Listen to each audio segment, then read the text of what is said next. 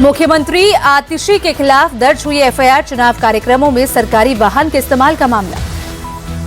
दिल्ली के गोविंदपुरी थाने में दिल्ली पुलिस ने दर्ज की एफआईआर। चुनाव आयोग की शिकायत पर एग्जीक्यूटिव इंजीनियर संजय कुमार के खिलाफ हुई एफआईआर। सीएम आतिशी पर एफआईआर को लेकर बोले अरविंद केजरीवाल, बीजेपी खुलेआम पैसे बांट रही है, ऐसे लोगों के खिलाफ एफआईआर क्यों नहीं हो रही। अरविंद केजरीवाल ने कांग्रेस पर भी साधा निशाना। बोले बीजेपी कांग्रेस मिलकर आपके खिलाफ चुनाव लड़ रही हैं, पर्दे के पीछे के गठबंधन का पर्दा हट गया है। राहुल गांधी पर अरविंद केजरीवाल का तंज। बोले मैं राहुल गांधी पर कुछ नहीं बोलूंगा, राहुल पर बोलता हूं तो बीजेपी जवाब देती है। एफआईआर पर सीएम आतिशी का पलटवार। कहा प्रवेश वर्मा के पैसे बांटने पर ईसी चुप, मेरे खिलाफ फौरन केस दर्ज किया गया। चुनाव आयोग की निष्पक्षता पर भी उठ रहे सवाल। आतिशी पर बीजेपी सांसद हर्ष मल्होत्रा का अटैक। कहा वीआईपी कल्चर छोड़ने में हो रही तकलीफ, पहले कहते थे वीआईपी कल्चर शुरू नहीं करेंगे। दिल्ली की मुख्यमंत्री आतिशी ने किया नॉमिनेशन। कालकाजी विधानसभा सीट से आप उम्मीदवार हैं आतिशी, कल देर होने से नहीं हो पाया था नामांकन। बीजेपी उम्मीदवार प्रवेश वर्मा की बढ़ी मुश्किलें। चुनाव आयोग ने पुलिस से एक्शन लेने को कहा। 15 जनवरी को जॉब कैंप पर भी रोक लगाने को कहा।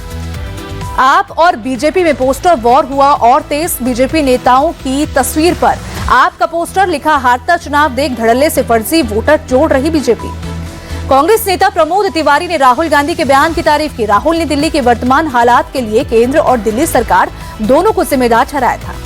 दिल्ली बीजेपी अध्यक्ष वीरेंद्र सचदेवा का राहुल गांधी पर हमला। कहा जहां जहां चुनाव होते हैं राहुल गांधी बस झूठ बोलने का काम करते हैं। दिल्ली में राहुल केजरीवाल नूरा कुश्ती लड़ रहे हैं। बीजेपी सांसद प्रवीण खंडेलवाल का बयान। पूरी तरह हाशिए पर चली गई है कांग्रेस पार्टी।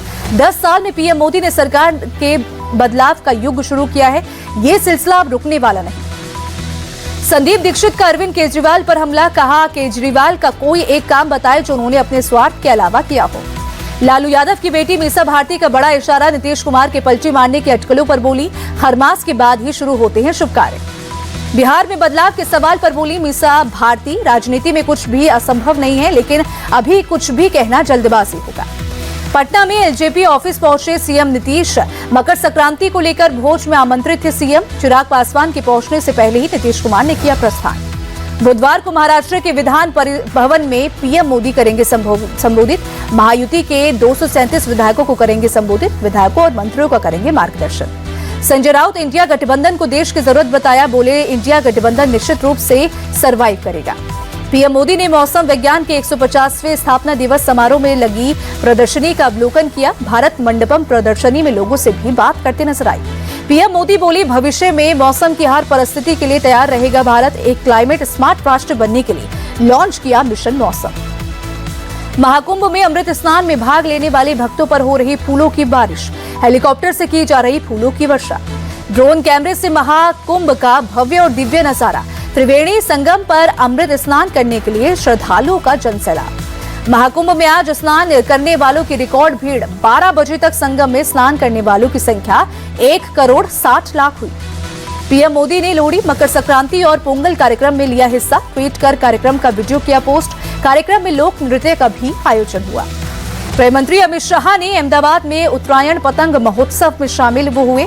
सीएम भूपेंद्र पटेल भी मौजूद रहे। मकर संक्रांति के अवसर पर पश्चिम बंगाल के गंगा सागर पहुंचे श्रद्धालु। भारी संख्या में भक्तों ने लगाई गंगा नदी में पवित्र डुबकी। तमिलनाडु के चेन्नई में पोंगल की धूम। लोगों ने पारंपरिक तरीके से बनाई मिठाइयां। मोहन भागवत ने किया द्वादशी का नया नामांकन। बोले आंदोलन नहीं, यज्ञ था राम मंदिर। लोगों से द्वादशी को अब से प्रतिष्ठा द्वादशी कहने के लिए कहा। मोहन भागवत का बड़ा बयान। कहा राम मंदिर के प्राण प्रतिष्ठा वाले दिन हुआ है भारत आजाद। 15 अगस्त को राजनीतिक स्वतंत्रता मिली थी।